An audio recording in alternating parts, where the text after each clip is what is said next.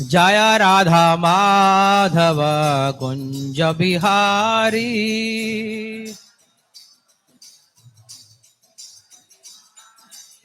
जय राधा माधव कुंज बिहारी।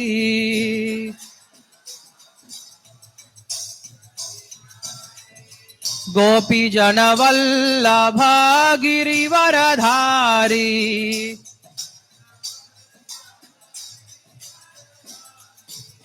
गोपी जन वल्लभ गिरिवरधारी।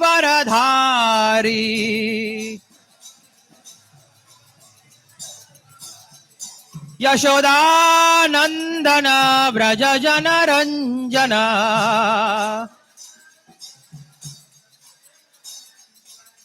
यशोदानंदन व्रज जन रंजना।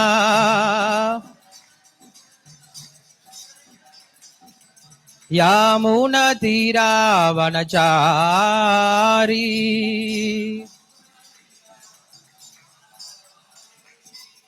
यमुनतीरावनचारी। हरे कृष्णा कृष्णा कृष्णा हरे हरे, हरे राम राम राम हरे हरे।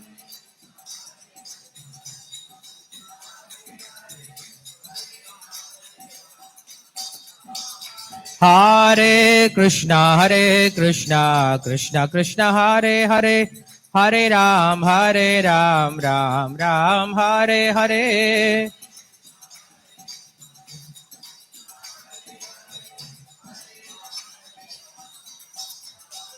हरे कृष्णा कृष्णा कृष्णा हरे हरे, हरे राम राम राम हरे हरे।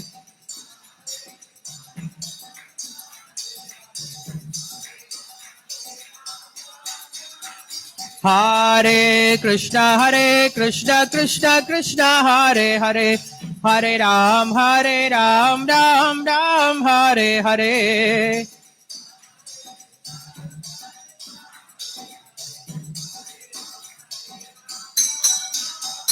हरे कृष्णा कृष्णा कृष्णा हरे हरे, हरे राम राम हरे हरे।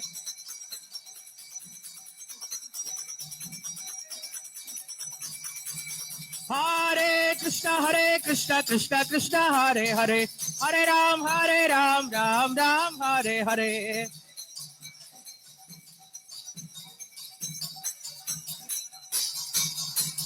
हरे कृष्णा कृष्णा हरे हरे, हरे राम राम हरे हरे।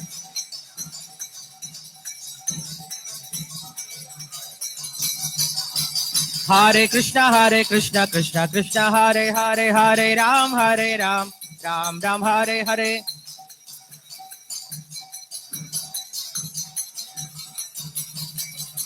जय राधा माधव कुंज बिहारी। गोपी जन वल्लभ गिरिवरधारी। यशोदानंदन व्रज जन रंजना। यशोदानंदन व्रज जन रंजना। यमुनतीरावनचारी। यमुनतीरावनचारी।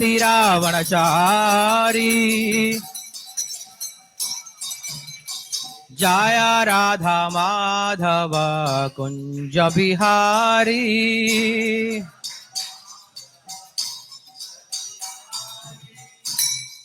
ग्रंथराज श्रीमद् भागवतम की जय, श्रील प्रभुपाद की जय।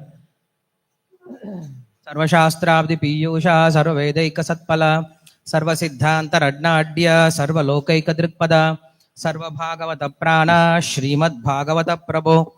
कलिध्वंतोदिदादित्य श्रीकृष्ण परिवर्तित, परमानंद पाठाय प्रेमवर्षक्षरायते, सर्वदा सर्वसेव्याय श्रीकृष्णाय नमोस्तुते।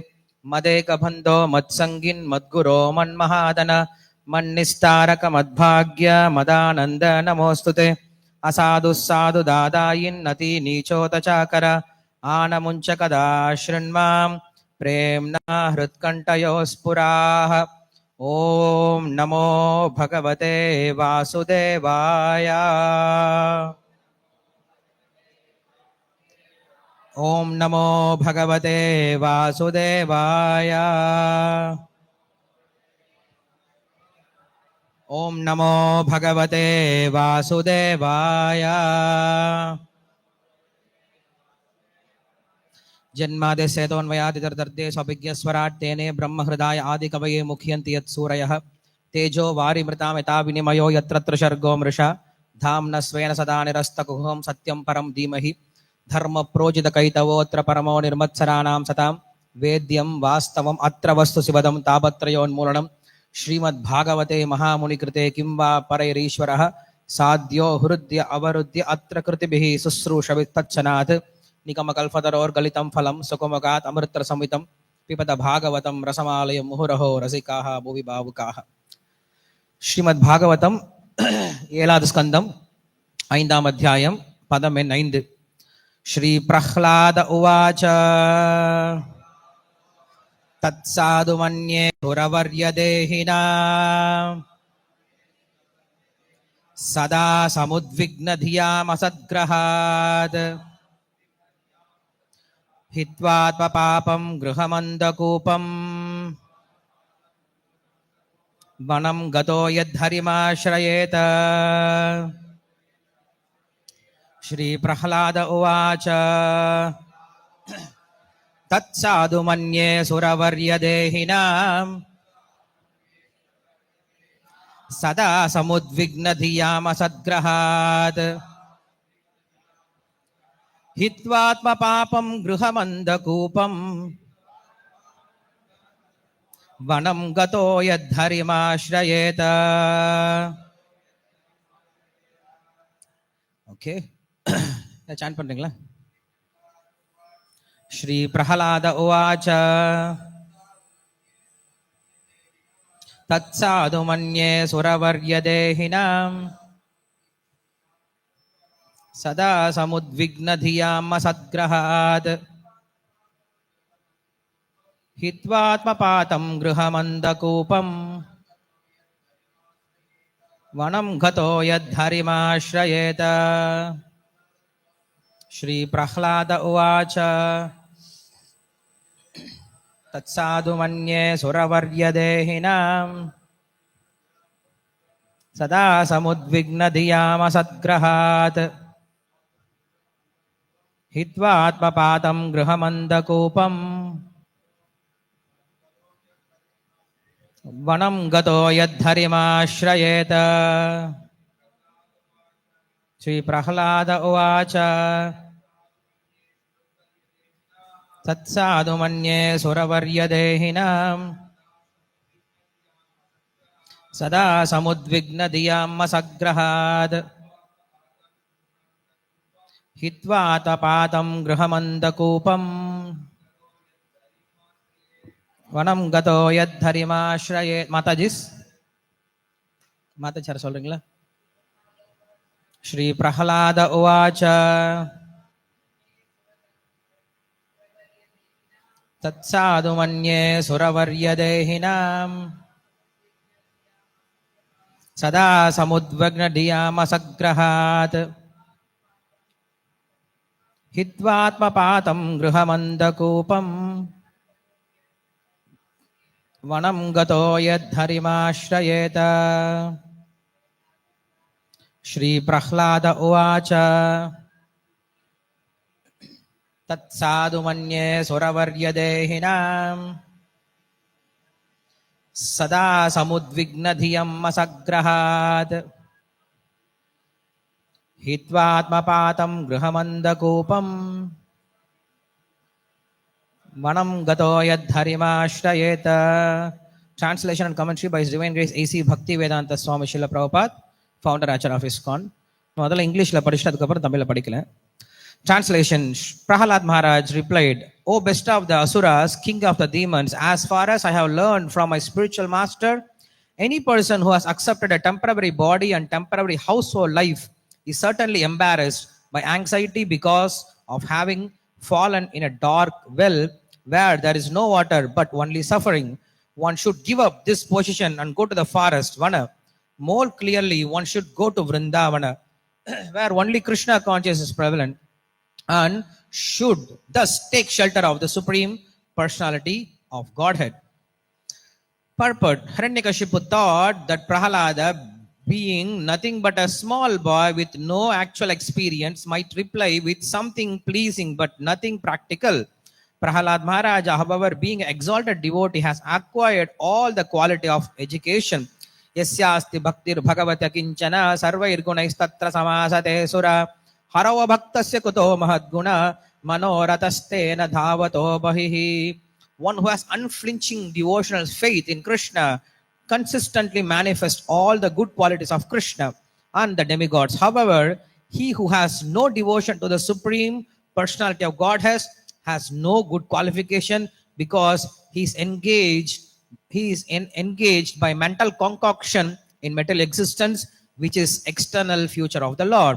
So-called educated philosophers and scientists who are simply on the mental platform cannot distinguish between what is actually Sat, eternal, and what is Asat, temporary. The Vedic injunction is Asatoma Jyotirgamaya. Everyone should give up the platform of temporary existence and approach the eternal platform. The soul is eternal, and the topic concerning the eternal soul are actually knowledge. Elsewhere it is said, Apashyatam Atmatatvam Griheshu Grihamedinam.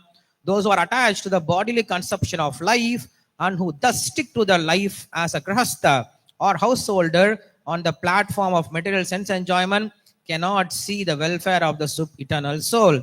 Prahalad Maharaj confirmed this by saying that if one wants success in life, he should immediately understand from the right sources what his self-interest is and how he should mold his life in spiritual consciousness. One should understand himself to be part and parcel of Krishna and thus completely take shelter of his lotus feet for guaranteed spiritual success. Everyone in the material world is in bodily conception, struggling hard for existence, life after life. Prahalad Maharaja therefore recommended that to stop this material condition of repeated birth and death, one should go to the forest, Vana. In the Vanaprastha, in the Varnashrama system, one first becomes a brahmachari, then a grahastha, a Vanaprastha, and finally a sannyasi. Going to the forest means accepting Vanaprastha life, which is between grahastha life and sannyasa. As confirmed in the Vishnu Purana, Varnasharacharavata Purushena Parapuman Vishnor Aradhyate. By accepting the institution of Varna and Ashrama, one can very easily elevate himself to the platform of worshipping Vishnu, the Supreme Personality of Godhead. Otherwise, if one remains in the bodily conception, one must rot within this material world and his life will be a failure. Society must have divisions of Brahmana, Kshatriya, Vaishya, and Shudra, and for the spiritual advancement, one must gradually develop a brahmachari, grahastha, vanaprastha, and sannyasi. Prahalad Maharaja recommended that his father accept vanaprastha life because as a grahastha, he was becoming increasingly demonic due to bodily attachment. Prahalad recommended to his father that accepting vanaprastha life would be better than going deeper and deeper into Gruhamantakupam, the blind well of life as a grahastha. In our Krishna conscious movement, we therefore invite all the elderly persons of the world to come to Vrindavana and stay there in retired life, making advancement in spiritual consciousness, which is Krishna consciousness. மொழிபெயர்ப்பு: பிரகலாத மகாராஜன் பதிலளித்தார். அசுரர்களில் சிறந்தவராகிய அசுரவேந்தே, எனது ஆன்மீக குருவிடமிருந்து நான் கற்றிருப்பதை பொறுத்தவரை, எவன் நிலையற்ற ஒரு உடலையும் நிலையற்ற குடும்ப வாழ்வையும் ஏற்றுக்கொள்கிறானோ அவன் கவலைகளால் கலவரம் அடைவது நிச்சயம். ஏனெனில் அது நீரில்லாத துன்பம் மட்டுமே உள்ள இருண்ட கிணற்றினுள் விழுந்துவிட்ட நிலைக்கு ஒப்பாகும். ஒருவன் இந்த நிலையை விட்டுவிட்டு வனத்திற்கு செல்ல வேண்டும். இன்னும் தெளிவாக கூறுமிடத்து எங்கு கிருஷ்ண உணர்வு மட்டுமே காணப்படுகிறதோ அந்த விருந்தாவனத்திற்கு ஒருவன் சென்று பரமபுருஷிடம் தஞ்சம் அடைய வேண்டும். நம ஓம் விஷ்ணுபாதாய கிருஷ்ண பிரேஷ்டாய பூதலே ஸ்ரீமதே பக்தி வேதாந்த சுவாமி நிதிநாமினே நமஸ்தே சாரஸ்வதி தேவே கௌரவாணி பிரச்சாரிணே நிர்விசேஷ சூன்யவாதி பாश्चात தேசதாரிணே जय श्री कृष्ण चैतन्य प्रभु नित्यानंद श्री अद्वैत गदाधर श्रीवासादि गौर भक्त वृंद हरे कृष्ण कृष्ण कृष्ण हरे हरे हरे राम राम राम हरे हरे योऽन्त प्रविश्य वाचमां प्रसुप्तां सञ्जीवयत्त किल शक्तिधरस्वदाम्ना अन्यां हस्तचरणश्रवणत्वगादीन् प्राणान् नमो भगवते पुरुषाय तुभ्यं पान्त्वस्मान् पुरुहूत वैरिबलवन् मातङ्गमाद्यद्घटा कुम्भोच्छात्रिविपाटनादिकपटु प्रत्येक वज्रायिताः श्रीमत्कण्ठीरवास प्रदसुनकरा धारिदाराति दूर प्रध्वस्तत्वान्तशान्त प्रवितत मनसा भाविता भूरि भागैः हरे कृष्ण हरे कृष्ण ஓகே முழிச்சிட்டு இருக்கலாம் டெஸ்ட் பண்றது தான். போன வாரம் நம்ம பிரகலாதனுடைய குணங்களை பற்றி பார்த்துட்டு இருந்தோம் இல்லையா? பிரகலாதனுடைய அநேகமான குணங்களை பற்றி நமக்கு நாரதர் சொல்லிட்டு இருந்தார். அந்த பிரகலாதன் பிறந்ததுக்கு அப்புறம் 5 வயது ஆகுது. அந்த பிரகலாதனை அவங்க அம்மா பார்த்துட்டு இருக்காங்க. மற்ற குழந்தைகளை போல அவன் விளையாடுறதெல்லாம் கிடையாது, பொம்மை எல்லாம் வச்சு விளையாடுறது கிடையாது. அவன் எப்ப பார்த்தாலும் என்ன பண்ணிட்டு இருக்கான்? அப்படியே உட்காந்துட்டு இருக்கான். திடீர்னு சிரிக்கிறான், திடீர்னு அழுகிறான், திடீர்னு ஹே நாராயணா கோவிந்தா கிருஷ்ணா வாசுதேவான்னு சொல்லிட்டு என்ன பண்றான்? கிருஷ்ணனுடைய பெயர்களை ரொம்ப சப்தமா சொல்ல ஆரம்பிக்கிறான்.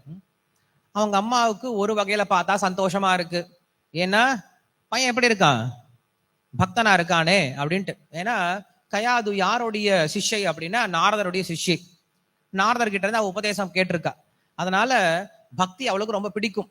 ஸோ பக்தி பிடிக்கும் அப்படிங்கிறனால அவளால வெளிப்படையா பக்தி செய்ய முடியல, தன்னால பண்ண முடியல. தன்னுடைய குழந்தையா அது என்ன பண்றா? பக்தி பண்றானேன்னு சொல்லிட்டு ரொம்ப சந்தோஷப்படுறான். சபாஷ் நல்லா பக்தி பண்றா அப்படின்ட்டு சொல்ல முடியலையா? ஏன் சொல்ல முடியல? ஏன்னா சொன்னா யாருக்கு எதிர்ப்பா பேச ஆரம்பிச்சிருவா? கணவனுக்கு எதிராக பேச ஆரம்பிச்சிடான்னு சொல்லிட்டு அவளால சபாஷ சொல்ல முடியல. அப்படியே அமைதியா பார்த்துட்டு இருக்கா. சரி, பையன் பண்ணக்கூடிய பக்தி அமைதியா பார்த்துட்டே இருக்கா. அப்போ ஒரு நாள் இவன் என்ன பண்றான்? சண்டா அமர்க்கா ஸ்கூல்ல போய் படிக்கிறான். பிரபுபாதர் வந்து விளக்கம் கொடுப்பாரு. இன்னைக்கு இருக்கக்கூடிய பள்ளிக்கூடங்கள் எல்லாமே எப்படிப்பட்டது அப்படின்னா சண்டா அமர்காவுடைய ஸ்கூல், ஹிரண்யகசிபுடைய ஸ்கூல். ஹிரண்யகசிபு தான் பிரின்சிபல். அங்க இருக்கக்கூடிய டீச்சர்ஸ் எல்லாமே சண்டா அமர்கான்னு சொல்லி சொல்லுவார். எந்த மாதிரி பள்ளிக்கூடங்கள் அப்படின்னா, எந்த பள்ளிக்கூடங்கள்ல வந்து கிருஷ்ண உணர்வே இல்லையோ அந்த பள்ளிக்கூடங்கள்லாம் எப்படிப்பட்ட பள்ளிக்கூடங்கள் தான்? யாருடைய பள்ளிக்கூடங்கள் தான்? ஹிரண்யகசிபுடைய பிரான்ச் தான் எல்லா இடத்துலயும் ஓபன் பண்ணியிருக்காங்க. அவரு போனாலும் போயிட்டாரு, அவர் பிரான்ச் மட்டும் இன்னும் போகவே இல்லை. எல்லா இடத்துலயும் பரவிட்டு தான் இருக்கு. ஸோ அப்படிப்பட்ட ஒரு பள்ளியில கொண்டு போய் சேர்த்துட்டான் பையன், தன்னுடைய பையன் இல்லையா? ஸ்பெஷல் ஸ்கூல்ல போட்டான். நிறைய பசங்கள்லாம் சேர்ந்துட்டாங்க, நிறைய ராட்சச பசங்கள்லாம் சேர்ந்துட்டாங்க. எல்லாரும் சேர்ந்து ஒன்று சேர்ந்து படிச்சுட்டு இருக்காங்க. சம்மர் ஹாலிடே வந்தது. சம்மர் ஹாலிடே வந்த பின்னாடி என்ன பண்றாங்க? எல்லாரும் வீட்டுக்கு அவங்க போயிட்டாங்க. பிரகலாதன் வீட்டுக்கு வந்து சேர்ந்துட்டான். 5 வயசு பையன், சின்ன பையன். அம்மா என்ன பண்றாங்க? நல்லா அவனை குளிப்பாட்டுறாங்க, பட்டு வேஷ்டி கட்டி விட்டாங்க, சின்ன கொண்டை மேல கொண்டை போட்டு விட்டாங்க, அதுக்கு சுத்தி பூ வச்சு விட்டாங்க, கழுத்துல அழகான மாலை எல்லாம் போட்டு விட்டாங்க, இடுப்புல ஒட்டியானம் கட்டி விட்டாங்க, காலில் தலங்கையெல்லாம் கட்டி விட்டாங்க, காதுக்கு தோடு குண்டலங்கள்லாம் போட்டு கழுத்து ஒரு அழகா ஒரு மாலையை போட்டு சின்ன பையனை கொண்டு போய் அப்பா மறுபடி போய் நிறுத்துறாங்க. எல்லாருக்கும் பாசம் இருக்கும் இல்லையா? ஹிரண்யகசிபாவே இருந்தாலும் தன்னுடைய பசங்க மேல பாசம் கண்டிப்பா இருக்கும். அப்படி இருக்கும் பொழுது ஹிரண்யகசிபு என்ன பண்றான்? பிரகலாதனை பார்க்கிறான். ரொம்ப நாள் கழிச்சு இப்பதான் வந்திருக்கான் இல்லையா ஸ்கூலுக்கு போயிட்டு. ஹிரண்யகசிபு பையனை பார்த்தோன்னே ஏகதா சுரராத் புத்திரம் அங்கம் ஆரோப்பிய பாண்டவ பிரபச்ச கதயாம் வத்ச மன்யதே சாது யத்பவான் அப்படின்னு சொல்றார். என்ன பண்றாரு? அந்த சின்ன பையனை பார்த்தா ரொம்ப அழகா இருக்கான. அழகா இருக்க பசங்களை பார்த்தா நம்ம என்ன பண்ணுவோம்? பொதுவா தூக்கி மடியில உட்கார வச்சுப்போம் இல்லையா? எல்லாம் பிடிச்சி கணத்துல பிடிச்சி கிள்றது, காதை பிடிச்சி கிள்றது, சிண்டை பிடிச்சி இழுக்கிறது, ஏதாவது ஒண்ணு வேலை பண்ணும் இல்லையா? சும்மா இருக்க மாட்டோம். என்ன பண்றான்? பையனை பார்த்து ரொம்ப சந்தோஷப்பட்டானா. தூக்கி மடியில உட்கார வச்சுக்கிட்டான். உட்கார வச்சுட்டு அங்கம் ஆரோப்பிய பாண்டவ அப்படின்னு சொல்லி சொல்றார். எடுத்து மடியில உட்கார வச்சுக்கிட்டான. பிரபச்ச கேள்வி கேட்கிறான். என்ன கேள்வி கேட்கிறான்? என்ன கேள்வி கேட்கணும்? ஒரு அப்பா பையன் கிட்ட என்ன கேள்வி கேட்கணும்? சாப்பிட்டையான்னு கேட்கணுமா? நம்ம நிலைமை அதுலயே தான் இருக்கு இன்னும். யாரை பார்த்தாலும் இதே கேள்விதான். சாப்பிட்டீங்களா, சாப்பிட்டீங்களா, சாப்பிடலாமா, சாப்பாடு இருக்கா, சாப்பாடா, சாப்பாடு சாப்பாடு சாப்பாடு இல்லையா? அவர் அந்த மாதிரி கேள்வி கேட்கல. அவர் நம்மை போன்ற தந்தை இல்லை இல்லையா? பொதுவா பசங்க ஸ்கூலுக்கு போயிட்டு வந்தாங்க அப்படின்னா அப்பா அம்மா கேட்கக்கூடிய கேள்வி இந்த கேள்வி என்னவா இருக்கணும்? அம்மா என்ன கேள்வி கேட்பாங்க? மத்தியானம் விடாம சாப்பிட்டியா இல்லையா அப்படின்னு முதல்ல கேள்வி கேட்பாங்க. டிஃபன் பாக்ஸ் ஃபர்ஸ்ட் காட்டு, டிஃபன் பாக்ஸ் காலியா இருக்கா இல்லையா, முதல்ல அம்மா கேட்கிற கேள்வி தான் இருக்கும். வேற எதுவும் கேட்க மாட்டாங்க. அம்மாக்கு இதான் வேணும். பையன் எவ்வளோ பெரிய படிச்சிருந்தாலும் எவ்வளோ பெரிய வேலையில் இருந்தாலும் முதல்ல கேட்கக்கூடிய கேள்வி என்ன கேட்பாங்க? டேய் சாப்பிட்டியா நீ அப்படின்னு கேட்பாங்க. ஃபோன் பண்ணாலும் சரி, பையன் கலெக்டரா கூட இருக்கலாம், ஓடிட்டு இருப்பான், ஊர் ஊரா சுத்திட்டு இருப்பான், அம்மா ஃபோன் பண்ணுவாங்க, முதல்ல கேட்பாங்க, ஏன்பா தம்பி சாப்பிட்டியா அப்படின்னு கேட்பாங்க. அம்மா நான் இங்க பெரிய வெள்ளம் வந்துட்டு இருக்கு, நான் இங்க எல்லாம் ஹெல்ப் பண்ணிட்டு இருக்க மக்கள், அதெல்லாம் இருக்கட்டும், நீ முதல்ல சாப்பிட்டு வேலையை பாரு அப்படின்னு சொல்லுவாங்க இல்லையா? ஏன்னா யசோதையே அதான் பண்ண. கிருஷ்ணர் அங்க எல்லாரும் அல்லோலப்பட்டு இருக்காங்க, கோவர்தன மலை தூக்கி நின்றுட்டு இருக்காரு. எல்லாரும் பயந்துட்டு இருக்காங்க, எப்படா கோவர்தன மலை தள்ள விழுந்துருமோன்னு சொல்லி பயந்துட்டு இருக்காங்க. அந்த சமயத்துல யசோதா கேட்கறாங்க, கிருஷ்ணா சாப்பிட்டு போடா, வெண்ணெய் சாப்பிட்டு போடா, சாப்பிடலாம் டயர்ட் ஆயிடுவேன் அப்படின்னு கேட்கறாங்க. அம்மாவுடைய நிலம் அப்படிதான் இருக்கும். அம்மானா அப்படிதான் இருக்கணும், அம்மா உடம்ப நல்லா பாத்துக்கணும். அதுக்கப்புறம் அப்பா என்ன தெரியுமா கேள்வி கேட்பாரு? என்ன கேள்வி கேட்பாரு? இன்னைக்கு என்ன படிச்ச, இன்னைக்கு என்ன சொல்லி கொடுத்தாங்க, ஸ்கூல் என்ன சொல்லி கொடுத்தாங்க? இந்த கேள்வி கண்டிப்பா அப்பா கேட்டே ஆகணும். ஆனா இன்னைக்கு வீட்டுக்கு வந்தா அப்பா என்ன கேள்வி கேட்க வேண்டியதா இருக்கு? போனை வச்சியா இல்லையா, போனை வைடா பக்கத்துல, போனை வைக்கலாம் அடி பிக்க போறேன் உன்ன இப்ப இல்லையா அப்படின்னு கேள்வி கேட்க வேண்டியதா இருக்கு. சோ அன்னைக்கு என்ன பண்ணாரு? அவங்க அப்பா உட்கார வச்சு ரொம்ப அழகான ஒரு கேள்வி கேட்கிறார். அப்பா நீ போய் ஸ்கூல்ல படிச்ச இல்லையா, உங்க டீச்சர்ஸ் எல்லாம் சொல்லி கொடுத்தாங்க இல்லையா, சொல்லி கொடுத்த விஷயத்துல நீ கத்துக்கிட்ட விஷயத்துல எது ரொம்ப நல்ல விஷயம் சொல்ல அப்படின்னு கேட்கிறாராம். கேட்க வேண்டிய கேள்வி தானே அது. பையன் ஸ்கூலுக்கு போயிட்டு தினம் போயிட்டு வரான், என் புருஷனுக்கு கச்சேரிக்கு போயிட்டு வரான்னு சொல்லிட்டு போற மாதிரி பேக்கை தூக்கிட்டு போறாங்க வராங்க, எங்க போறாங்க எங்க வராங்க எதுக்கு போறாங்கன்னே தெரிய மாட்டேங்குது. கடைசியில என்னடா படிச்சுட்டு வந்தீங்க அப்படின்னா பெப்பே நிக்கிறாங்க எல்லாரும். உண்மையில அவங்க ஏதாவது கத்துக்கிட்டாங்களா இல்ல என்ன பண்ண நம்ம கொஞ்சம் கொஞ்சமா டெஸ்ட் பண்ண வேண்டியது ரொம்ப முக்கியம். அப்ப என்ன பண்றாரு? அப்பா கேட்கிறாரு, அப்பா உனக்கு ஸ்கூல் நிறைய வாத்தியார் சொல்லி கொடுத்துப்பாங்க, அவங்க சொல்லி கொடுத்த விஷயத்திலேயே நீ கத்துக்கிட்ட விஷயத்திலேயே சிறந்த விஷயம் எது சொல்லு அப்படின்னு கேட்கிறார். சாந்தோக்கிய உபனிஷத் அப்படின்னு ஒரு உபனிஷத்து இருக்கு. அந்த உபனிஷத்துல இந்த மாதிரி ஒரு கதை வரும். உத்தாலகன் அப்படின்னு ஒரு ரிஷி இருந்தார். அந்த ரிஷி என்ன பண்ணாரு? தன்னுடைய பையன் ஸ்வேதகேது அப்படின்னு ஒரு பையன், அப்பா பேர் என்னது? அப்பா பேர் என்னது? உத்தாலகன். என்னது? எல்லாருமே உத்தாலகன். பையன் பேர் என்னது? ஸ்வேதகேது. என்னது? ஸ்வேதகேது. பையன் என்ன பண்றாரு? ஸ்கூலுக்கு அமுச்சு விடுறாரு. போயிட்டு குருகுலத்துல படிச்சுட்டு வாப்பான்னு சொல்லி அமுச்சு விடுறாரு. பையன் என்ன பண்றான்? 5 வயசு இருக்கும் போது குருகுலத்துக்கு போயிட்டான்.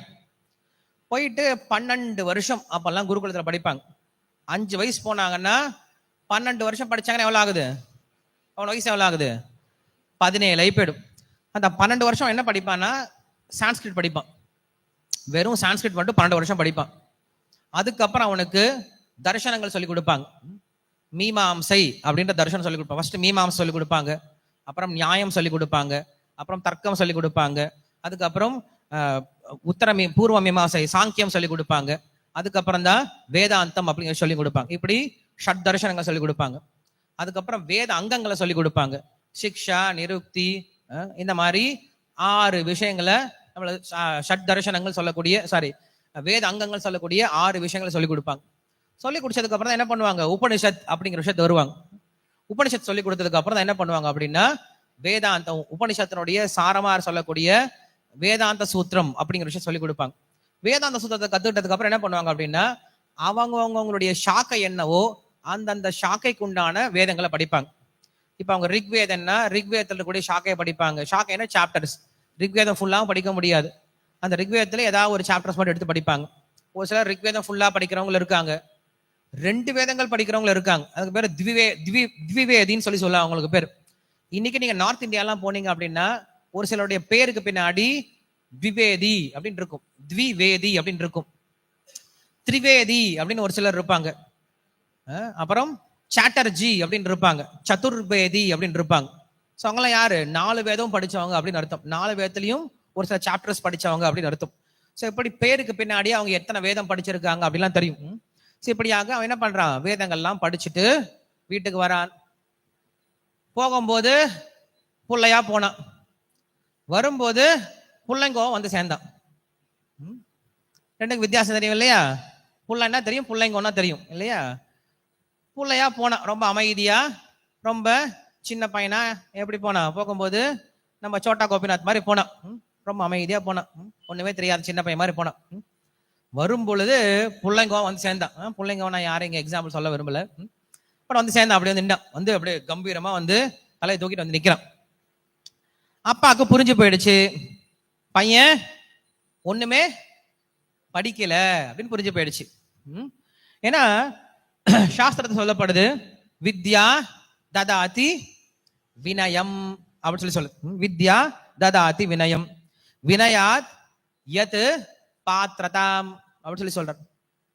ஒருவனுக்கு கல்வி என்ன கொடுக்குதா? பணிவை கொடுக்குது. அந்த பணி ஒருத்தவனுக்கு என்ன கொடுக்குது அப்படின்னா கேரக்டரை கொடுக்குதான். பாத்திரதாம் அப்படின்னு சொல்ற. பாத்திரதாத் தர்மம் ஆப்னோதி. ஒருவனுக்கு நல்ல கேரக்டர் இருக்கும்போது அவன் என்ன பண்றான்? தர்மத்துல செயல்பட ஆரம்பிக்கிறான். தர்மம் ததாதி தனம் ததஹ சுகம் அப்படின்னு சொல்றது. இப்படி ஒரு கிரமம் கொடுக்கப்பட்டிருக்கு. என்ன கிரமம்? ஃபர்ஸ்ட் கிரமம் என்னது? வித்யை. வித்யைனா என்னது? நாலேஜ், ஞானம் இல்லையா? ஞானத்தினால் ஒருவனுக்கு என்ன பிறக்குது? பணிவு. கல்வி வேற, ஞானம் வேற. கல்வி அப்படிங்கிறது இப்ப இங்க இருக்கிற ஸ்லோகத்தை மனப்பாடம் பண்ணுங்க அப்படின்னா கட கடன் மனப்பாடம் பண்ணிட்டு மூடி வச்சுட்டு கடகடன் சொல்றதுக்கு பேர் கல்வி. அதனால ஏதாவது பிரயோஜனம் இருக்கா? ஒரு பிரயோஜனம் கிடையாது. வெறும் மனப்பாடம் பண்ணதுனால ஒரு பிரயோஜனம் கிடையாது. அதுவே நம்ம என்ன பண்ணணும்? புரிஞ்சுக்கணும், அதுக்கப்புறம் அதை செயல்படுத்த ஆரம்பிக்கணும், அதனுடைய பலனை அடையணும். இதுதான் கல்வின்னு சொல்லி சொல்றோம். ஸ்ரவணம், மனனம், நிதித்தியாசனம், தர்சனம் அப்படின்னு சொல்லிட்டு 4 நிலைகளா ஸ்ரவணத்தை பத்தி சாஸ்திரம் சொல்லுது, உபனிஷத் சொல்லுது. என்னது? ஸ்ரவணம் ஃபர்ஸ்ட் நல்லா கேட்கணும். அதுக்கப்புறம் வருது என்னது? மனனம். மனனம் அப்படின்னா அதை பத்தியே சிந்தனை பண்ணணும், ஆலோசனை பண்ணணும். தென் நிதித்தியாசனம். நிதித்தியாசனம் அப்படின்னா அதை நம்ம கான்சென்ட்ரேட் பண்ணிட்டு அதுவாகவே மாற முயற்சி பண்ணும். அதுக்கப்புறம் 4வது நிலை என்னது? தர்சனம். நேரடியாக அவங்க முன்னாடி வந்து நிற்கும். அது எந்த காரியமா இருந்தாலும் சரி. நம்ம சமைக்கணும் அப்படின்னாலுமே என்ன பண்ணும் அப்படின்னா முதல்ல எப்படி சமைக்கணும் அப்படிங்கிற விஷயத்த என்ன பண்ணும்? கேட்கணும். ஒரு தடவை கேட்டு மறந்து போயிடலாமா? மறந்து போயிடக்கூடாது. என்ன பண்ண? அதை மறுபடியும் ஞாபகம் வச்சுக்கணும். ஞாபகம் வச்சுட்டு இருந்தா மட்டும் பத்தாது, அதை என்ன பண்ணும்? டைரக்டா செயல்படுத்தணும். செயல்படுத்தினா உங்களுக்கு என்ன கிடைக்கும்? நீங்க என்ன கேட்டீங்களோ அது உங்க கண்ணு முன்னாடி வந்து நிற்கும் இல்லையா? இப்படிதான் ஸ்டெப் பை ஸ்டெப்பா சொல்லப்படுது. ஸோ அதனால்தான் கல்வி அப்படிங்கிறது இன்னைக்கு நம்மளுக்கு எப்படி சொல்லி கொடுக்குறாங்க?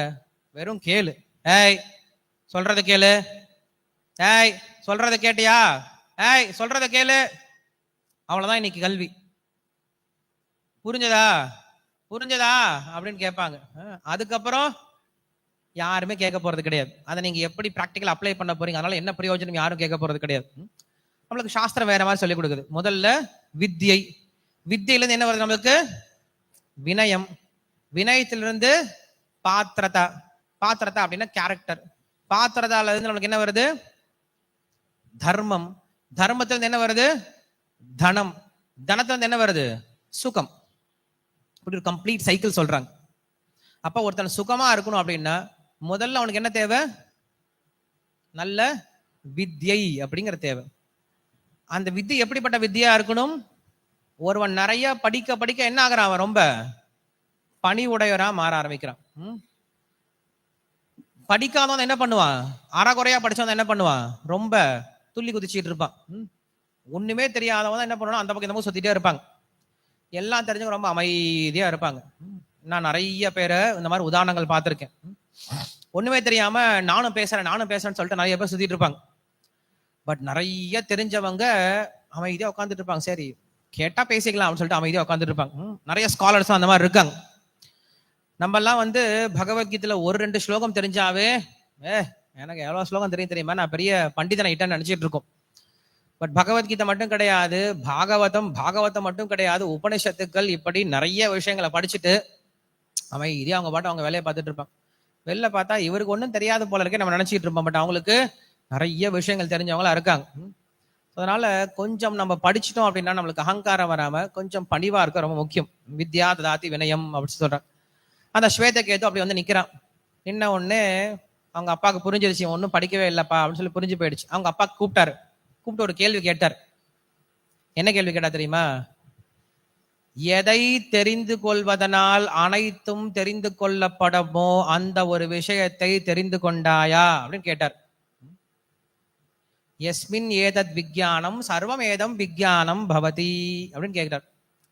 எதை ஒன்றை தெரிந்து கொள்வதனால் அனைத்தையும் தெரிந்து கொள்ள முடியுமோ அதை தெரிந்து கொண்டாயா அப்படின்னு கேட்டார். அவன் பையன் சொன்னான் கம்மகைன் அப்படின்னா, பாடன் மீ அப்படின்னா. அப்படின்னு என்ன அர்த்தம்? அவனுக்கு உண்மையில புரியவே இல்லை அப்படின்னு அர்த்தம். என்னப்பா கேள்வி கேட்ட? எதை ஒன்ன தெரிஞ்சுக்கிறதுனால எல்லாத்தையும் தெரிஞ்சுக்க முடியுமோ அந்த ஒரு விஷயம் தெரிஞ்சுக்கிட்டியான்னு கேள்வி கேட்ட. அவன் பையன் கேட்கறான், அப்படி ஒரு விஷயம் இருக்குமா அப்படின்னு கேட்டான். ஏன்னா எங்க ஆச்சாரியன் எனக்கு எல்லாம் சொல்லி கொடுத்துட்டாரு. எங்க ஆச்சாரியன் எனக்கு சொல்லி கொடுக்கல அப்படின்னா ஒருவேளை எங்க வாத்தியாருக்கே தெரிஞ்சிருக்காது இந்த விஷயம் எல்லாம். அதனால நீயே சொல்லிட. ஏன்னா நினைச்சா மறுபடியும் எங்க அப்பா என்ன பண்ண போறாரு, ஸ்கூல்ல அமுச்சு விட்டுருவார். மறுபடியும் 12 வருஷம் படிச்சுட்டு அமுச்சு விட்டுருவார். அதெல்லாம் மறுபடியும் யார் 12 வருஷம் போறது, இப்பதான் போட்டுட்டு வந்தோம், மறுபடியும் போக முடியாது, ஷார்ட்கட் இப்ப ஏதாவது சொல்லி கொடுத்துருங்கன்னு சொல்லிட்டு என்ன பண்றான் அவன் கேட்டான். அப்படி ஒரு விஷயம் இருக்கா அப்படின்னு கேட்டான். அப்படி ஒரு விஷயம் இருக்குமா?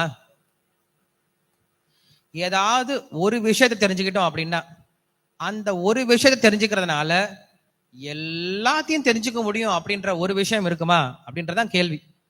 இப்ப நான் செல்போனை பத்தி தெரிஞ்சுக்கிட்டேன் அப்படின்னா செல்போனை பத்தி மட்டும்தான் தெரிஞ்சுக்க முடியும். நான் எதை பத்தி தெரிஞ்சுக்க முடியாது? மிருதங்கத்தை பத்தி தெரிஞ்சுக்க முடியாது. நான் மிருதங்கத்தை பத்தி படிச்சேன் அப்படின்னா மிருதங்கத்தை பத்தி மட்டும்தான் தெரிஞ்சுக்க முடியும். நான் சமையல் கலையை தெரிஞ்சுக்க முடியாது.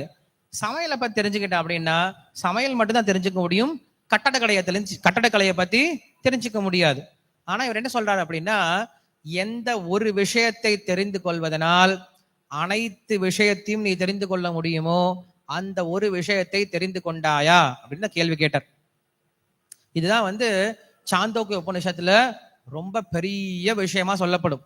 ரொம்ப பெரிய கதை இது, ரொம்ப நல்ல கதை. உபநிஷத்துல நிறைய கதைகள்லாம் இருக்கு, இந்த மாதிரி ரொம்ப இன்ட்ரெஸ்டிங்கான கதையெல்லாம் இருக்கும்.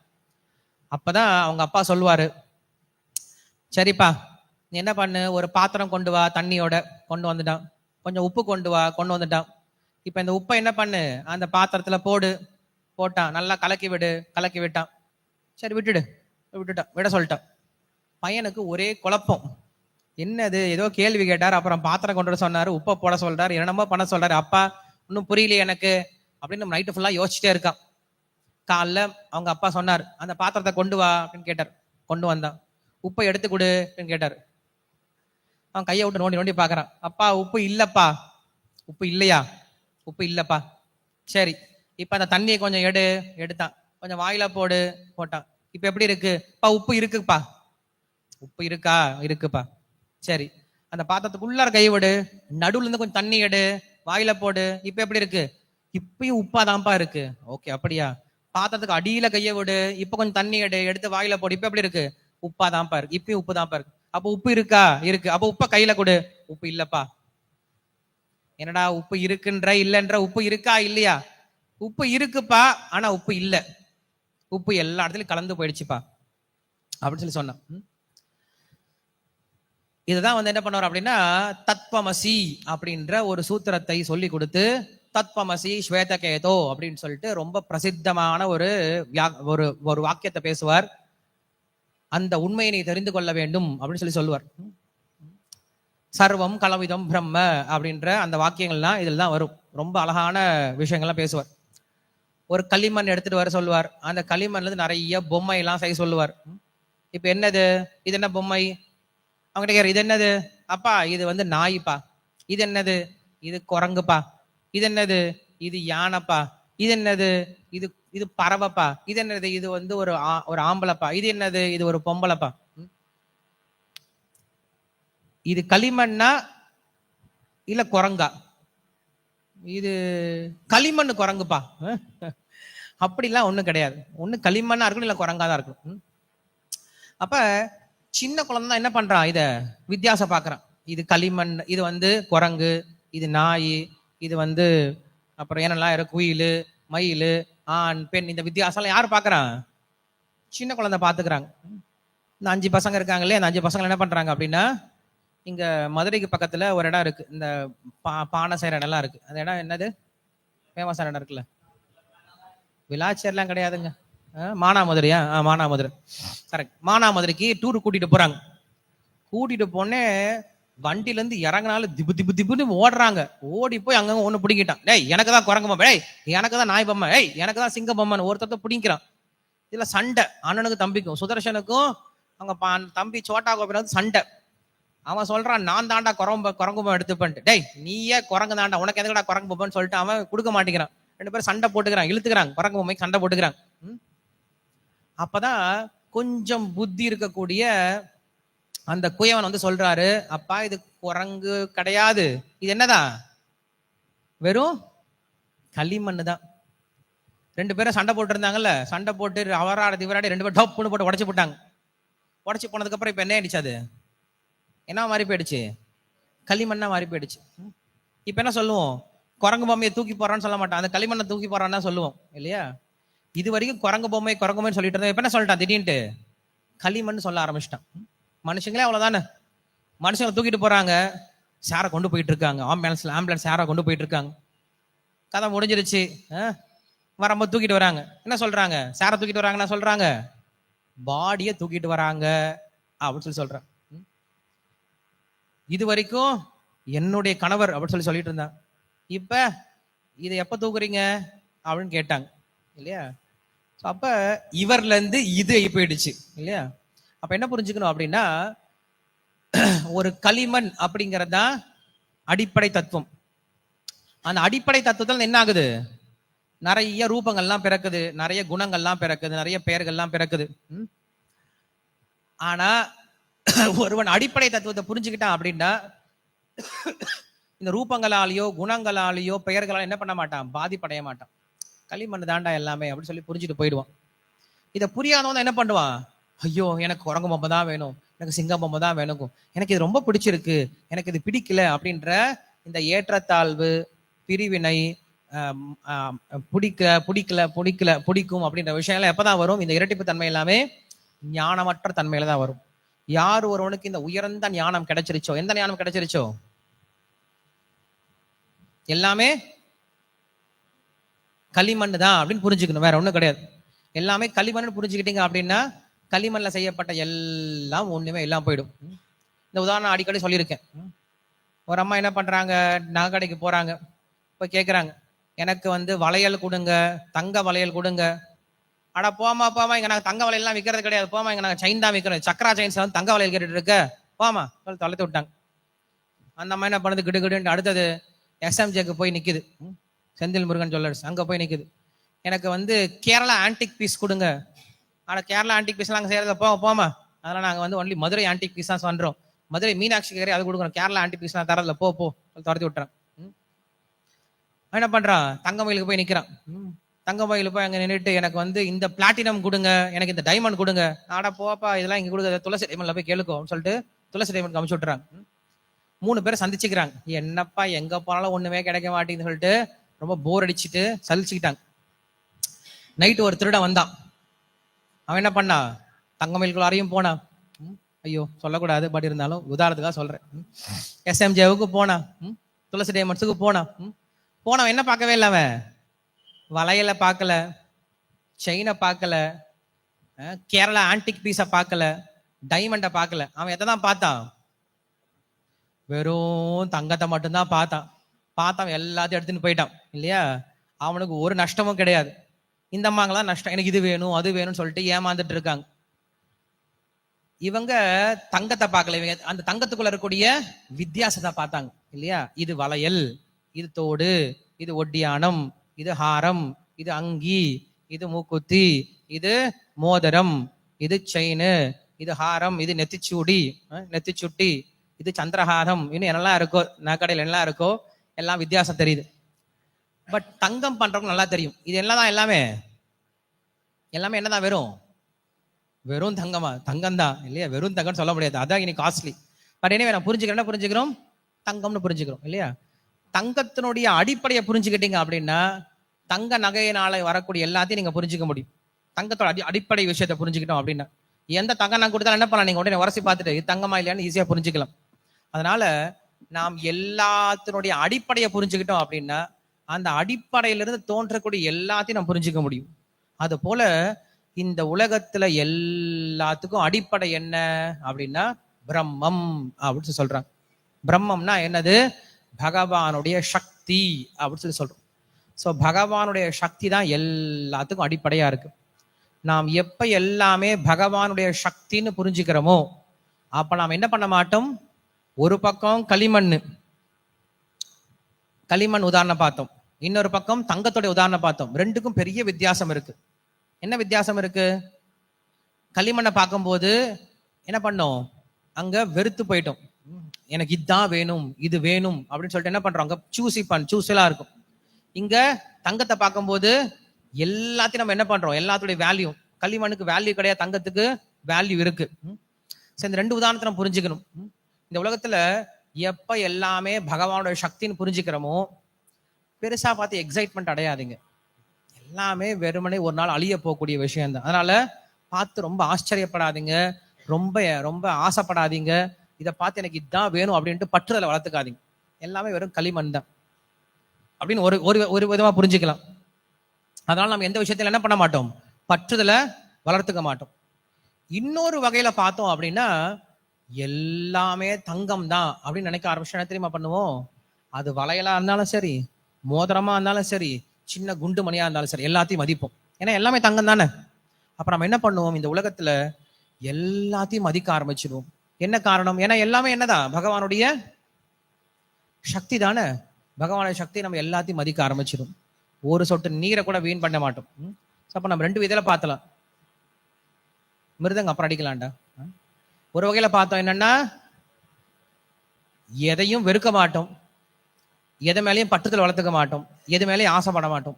இன்னொரு கண்ணோட்டத்துல பார்த்தோம் அப்படின்னா எல்லாத்தையும் மதிப்போம், எல்லாத்தையும் உயர்ந்ததா பார்க்க ஆரம்பிப்போம். எப்ப இந்த ரெண்டு விதமான குணம் எப்ப வரும், எல்லாமே பகவானுடைய சக்தின்னு புரிஞ்சுக்கிட்டா வரும். ஸோ ஒரு பொருளை பார்க்கணும், அந்த பொருள் உயர்ந்த பொருளா இருக்கணும், அந்த பொருளை மதிக்க தெரியணும், அதே சமயத்துல அந்த பொருள் மேல நமக்கு பற்றல் வரக்கூடாது, ஆசையும் வரக்கூடாது, அந்த பொருளை உபயோகப்படுத்தணும். இப்படிதான் வளரணும். நம்ம ஹோட்டலுக்குலாம் போறோம், பெரிய பெரிய 5 ஸ்டார் ஹோட்டல்லாம் போறோம், நம்மளுக்கு ஒரு ரூம் கொடுத்துட்றாங்க. 5 ஸ்டார் ஹோட்டல்ல உங்களுக்கு 56 ரூம் அப்படின்னு சொல்லி கொடுத்துட்டாங்க. 56 ரூம் வாங்கிட்டு போயிட்டோம். யாராவது ஒருத்தன் தப்பி தவறி அந்த ரூம்குள்ள என்டர் ஆயிட்டா கூட என்ன பண்ணும், ரூம்டா எதுக்கடா உள்ள வெளில போடா துரத்தி விட்டுரும். நேற்று வரைக்கும் ஒரு ரூம்பா கண்டிப்பா கிடையாது, நாளைக்கும் ஒரு ரூம் ஆக போறது கிடையாது. பட் இன்னைக்கு அது ஒரு ரூம் தான், ஏன் ரூம் ரொம்ப சந்தோஷமா கொண்டாடிட்டு இருப்போம். அந்த ரூமுக்குள்ள போன உடனே நல்லா பட்டு மெத்தை எல்லாம் இருக்கும், பெரிய குஷன்லாம் இருக்கும், பெரிய டிவி எல்லாம் இருக்கும், நல்ல ஷோகேஸ்லாம் இருக்கும், நல்ல அழகான விஷயங்கள்லாம் வச்சிருப்பாங்க. எல்லாத்தையும் பார்த்து ஆச்சரியப்படுவோம், எல்லாம் ரொம்ப நல்லா இருக்கே அப்படின்னு நினைப்போம், எல்லாத்தையும் உபயோகப்படுத்துவோம். பட் எப்படி உபயோகப்படுத்துவோம், என்னுடையது தான் ஆனா என்னுடையது கிடையாது, அப்படிதான் உபயோகப்படுத்துவோம். ஹோட்டல்ல இந்த சோஃபா யாருது, என்னதான் சார், ஆனா என்னது இல்லை சார். சரி உன்னதானே சொன்ன, வீட்டுக்கு கொண்டு போக முடியுமா, கொண்டு போக முடியாது, என்னதான் சார் ஆனா என்னது கிடையாது. இந்த கட்டில் யாருது, என்னதான் சார் ஆனா என்னது கிடையாது. ரூம் யாருது, என்னதான் சார் ஆனா என்னது கிடையாது. அது போல இந்த உலகத்துல வாழ ஆரம்பிக்கணுமா, இந்த உலகத்தில் இருக்க எல்லாமே என்னதான் ஆனா உண்மையில என்னது எதுவுமே கிடையாது அப்படின்ற எண்ணத்தோட வாழ ஆரம்பிக்கணுமா. இப்படிப்பட்ட வாழ்க்கையை வாழ்ந்தோம் அப்படின்னா எந்த விதமான பற்றுதலும் இல்லாம அதே சமயத்துல வாழும் பொழுது ரொம்ப சந்தோஷமா வாழ முடியும். ஃபர்ஸ்ட் டைம் இந்த 5 ஸ்டார் ஹோட்டல்ல போய் தங்குறவங்கள பார்த்தா தெரியும். ஃபர்ஸ்ட் டைம் போய் தங்குறவங்க பார்த்துட்டு ஐயோ ஐயோ இவ்வளோ கொடுத்துருக்காங்களே, இதெல்லாம் வீட்டுக்கு கொண்டு போயிடலாம், வீட்டுக்கு பேக் பண்ணிட்டு போயிடலாம். அங்க கொடுத்துருக்க சோப்பு, ஷாம்பு, அங்க அப்புறம் டீ பேக்கெட்டு, அங்க வச்சிருந்த டவலு, அங்க வச்சிருந்த இந்த எலக்ட்ரானிக் ஹீட்டர், கெட்டில்லாம் வச்சிருப்பாங்க, எலக்ட்ரானிக் ஹீட்டரு, அப்புறம் ஒரு ஜக்கு, ஃபிளாஸ்க்கு, மக்கு எல்லாத்தையும் பேக் பண்ணிடுவாங்க. பேக் பண்ணி எல்லாத்தையும் கொண்டு போக நினைப்பாங்க. ஏய் இதெல்லாம் கொண்டு போறது கிடையாது, யூஸ் பண்ணிட்டு வச்சுட்டு போகணும். ரெகுலரா போயிட்டு வரவங்களுக்கு இது பெருசா தெரியாது. ரெகுலரா 5 ஸ்டார் ஹோட்டல்ல தங்கறவங்களுக்கு பெருசா தெரியாது. அது பழகிடும். இது நம்ம கிடையாதுப்பா, நம்ம யூஸ் பண்ணிட்டு வச்சுட்டு போயிடலாம் அப்படின்னு தெரிஞ்சுப்பாங்க. சின்ன குழந்தைங்க அது தெரியாது. சின்ன குழந்தை என்ன பண்ணலாம், எடுத்து எடுத்து எடுத்து எடுத்து உள்ள போட்டு போட்டு வச்சுக்கும். ஸோ அது போல இந்த உலகத்தில் கொஞ்சம் ஞானத்தோட நம்ம இருந்தோம்னா புரிஞ்சுப்போம், எல்லாமே நம்ம கொடுத்துருக்காங்க, அவ்வளவுதான், யூஸ் பண்ணிட்டு அப்படியே கொடுத்துட்டு போயிடணும்பா, நமக்குன்ட்டு நம்ம எதுவுமே சொந்தம் கொண்டாடக்கூடாது அப்படின்ற விஷயம் தெரியும். இந்த ஞானம் வரும் எப்ப வரும், எல்லாமே பகவானுடைய சக்தி தான் புரிஞ்சுக்கிட்டோம் அப்படின்னா அந்த ஞானம் வரும். அப்படின்னு என்ன அர்த்தம், எல்லாமே பகவானுடைய சக்தினா என்ன அர்த்தம்?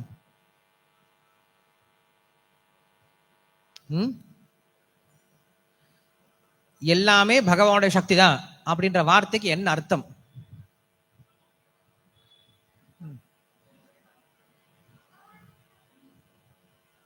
யாரா சத்தம் மட்டும் வருது, யார் சொன்னது? பகவானுக்கு சொந்தம் எல்லாமே, நான் அதான் சொன்னேன்.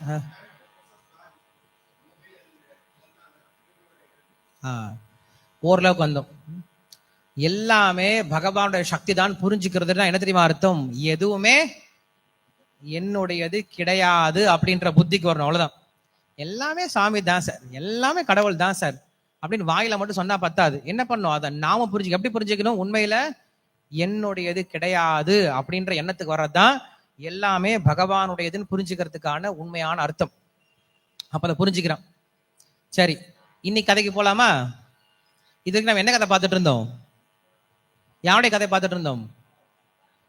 பிரகலாதனா, ஸ்வேதகேதுடைய கதையை பார்த்துட்டோம். சாந்தோக்கிய உபநிஷத்துல இருந்து ஸ்வேதகேதுடைய கதையை பார்த்துட்டு இருந்தோம். அவங்க அப்பா சொன்னாரு, அந்த பிரம்மத்தை நீ புரிஞ்சுக்கோ அப்படின்னு சொல்லி சொன்னார்.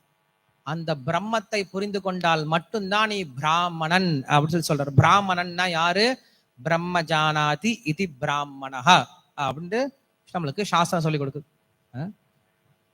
ஒருவன் பிறவையினால எல்லாரும் சூத்ரர்களை தான் பிறக்கிறாங்க. ஜாயதே ஜன்மனா ஜாயதே சூத்ரஹா அப்படின்னு சொல்லுது. ஜன்மனா ஜாயதே சூத்ரஹா, பிறவினால் எல்லாரும் சூத்ரர்கள் தான். அவன் பிராமண குடும்பத்திலே பிறந்தாலும் அவன் எப்படிதான் பிறக்கிறான், சூத்ரனா தான் பிறக்கிறான். ஜன்மனா ஜாயதே சூத்ரஹ. வேதாத் படதி விப்ரஹ, வேதங்களை படிக்கிறதால உனக்கு பேர் என்ன சொல்றாங்க, விப்ரன் அப்படின்னு சொல்லி சொல்றாங்க. சம்ஸ்காராத் பவேத் த்விஜஹ அப்படின்னு சொல்லி சொல்றாங்க. சம்ஸ்காரங்களை செய்யறதுனால அவனுக்கு த்விஜன் அப்படின்னு பேர். நாலாவது தான் பிரம்மஜானாதி இதி பிராமணஹ, அவனுக்கு எவன் ஒருவனுக்கு பிரம்மனை தெரிந்திருக்கோ, பிரம்மன்னா என்னது, பகவான், பகவானுடைய சக்திகள், இதை தெரிஞ்சிருக்கும், அவனுக்கு பேர் என்ன சொல்றாங்க, பிராமணன் அப்படின்னு சொல்லி சொல்றாங்க. ஸோ அப்படிப்பட்ட பிராமணன் ஆகணும், நீ வெறும் படிச்சா மட்டும் போதாது அப்படின்னு சொல்லி சொல்றான். இதுதான் உத்தாலகன் ஸ்வேதகேதுக்கு சொன்ன கதை. இன்னும் பெரிய கதை இருக்கு, நம்ம கட் ஷார்ட் பண்ணிட்டு சின்னதா முடிச்சிடும். இந்த மாதிரி என்ன பண்றாரு அப்படின்னா, இந்த மாதிரி நடக்க போது நினைக்கிறீங்களா இங்க, அதெல்லாம் இங்க நடக்காது. இங்க கதை வேற மாதிரி போயிட்டு இருக்கு. அவங்க அப்பா கூப்பிட்டு உட்கார வச்சு கேட்கிறாரு, ஐயா நீ படிச்ச விஷயங்கள்லயே ரொம்ப சிறந்த விஷயம் என்னது சொல்லு பார்க்கலாம், யாமறிந்த மொழிகளில் சிறந்த மொழி என்ன அப்படின்னு சொல்லி சொல்ற மாதிரி நீ படிச்ச விஷயத்தில் ரொம்ப சிறந்த விஷயம் எது சொல்றா அப்படின்னு கேட்கிறார். சொன்ன உடனே பிரகலாதன் என்ன பண்ணல, தலையை சொரிஞ்சிட்டு இருக்கல, என்னமோ சொன்னாங்களே ஞாபகம் இல்லையே அப்படின்னு சொல்லி சொல்ல. அப்பா ஒரு நிமிஷம் இருப்பா, புக்கை பார்த்துட்டு வந்துடுறேன், குடுகுடுன்னு புக்கை பார்த்துட்டு வரல. எப்படா அப்பா கேட்பாரு இத சொல்லலாம் அப்படின்னு சொல்லிட்டு நாக்கு நுனியில வச்சிட்டு இருந்த மாதிரி என்ன பண்றானா, டக்குன்னு கடகடகடான்னு சொல்ல ஆரம்பிச்சிட்டான.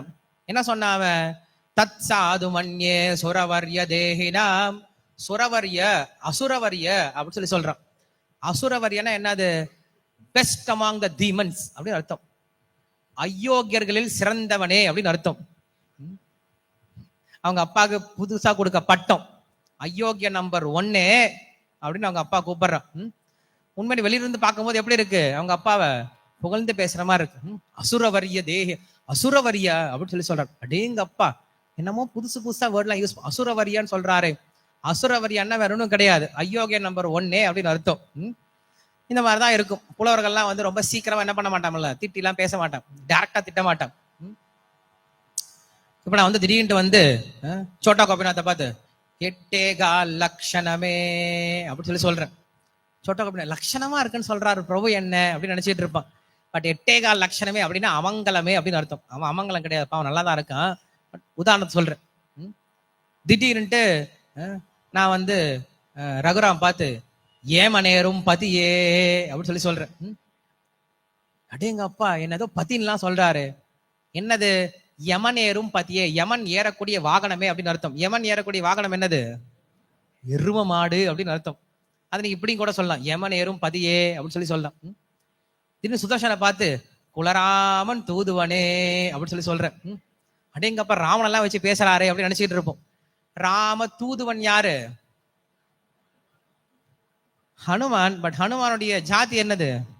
குரங்கு. குரங்கு பயலே அப்படின்னு சொல்லி சொல்றது போல என்ன சொல்லலாம் நம்ம? குலராமன் தூதுவனே அப்படின்னு சொல்லி சொல்லலாம். முட்டே அப்படின்னு சொல்லி சொல்லலாம். முட்டேன்னா என்னது? முட்டாள் அப்படின்னு அர்த்தம். இல்லைன்னா இன்னொன்னு என்னமோ இருக்கு, இதெல்லாம் எங்களுக்கு தமிழ் டீச்சர் சொல்லி கொடுத்தாரு நாங்க ஸ்கூல்ல படிக்கும் போது. இன்னொன்னு என்னமோ இருக்கு, சரி என்ன மறந்து போயிடுச்சு. இன்னும் நிறைய பேர்லாம் சொல்லி கொடுத்தாரு. நல்லா இதெல்லாம் நல்ல வார்த்தை, கத்துக்க வேண்டிய வார்த்தைகள். அப்படி அவங்க அப்பா கூப்பிட்டா அவன் என்ன சொன்னான் அப்படின்னா, அசுரவரிய அயோக்கிய நம்பர் 1 அப்படின்னு சொல்லி கூப்பிட்டா அவங்க அப்பா கிட்ட. அவங்க அப்பா சிரிச்சுட்டே பதில் சொல்றேன், பரவாயில்லையே. ஏன்னா அவங்க அப்பாவுக்கு அதான் தேவை. இன்னைக்கு உலகத்துல பாத்தீங்கன்னா எல்லாருக்கும் அதான் தேவை. நீங்க நல்லவன் சொன்னா யாருக்கும் பிடிக்க மாட்டேங்குது. வில்லண்டாவன் பார்த்து நடந்துக்கும், நம்பர் 1 பார்த்து நடந்துக்கும், ரகடான ஆளு அப்படின்னு சொன்னா பரவாயில்லையே, பெரிய ஆளா இருப்பான் போல இருக்கு. ஹீரோன்னா யாருக்கும் பிடிக்கிறது கிடையாது, அயோக்கியன்னு சொன்னாதான் எல்லாருக்கும் பிடிக்குது இல்லையா? ஸோ அந்த மாதிரிதான் இங்க இருக்காங்களாம். சொல்றாரு, தத் சாது மன்யே, அப்பா நான் படிச்ச விஷயத்திலேயே சிறந்த விஷயம் நான் தெரியுமா நினைக்கிறேன், அசுரவரிய தேகினாம் சதா சமுத்விக்னதியாம் அப்படின்னு சொல்லி சொல்ற. எப்ப பார்த்தாலும் தொந்தரவு கொடுத்துக்கிட்டே இருக்கு நமக்கு. எது தெரியுமா?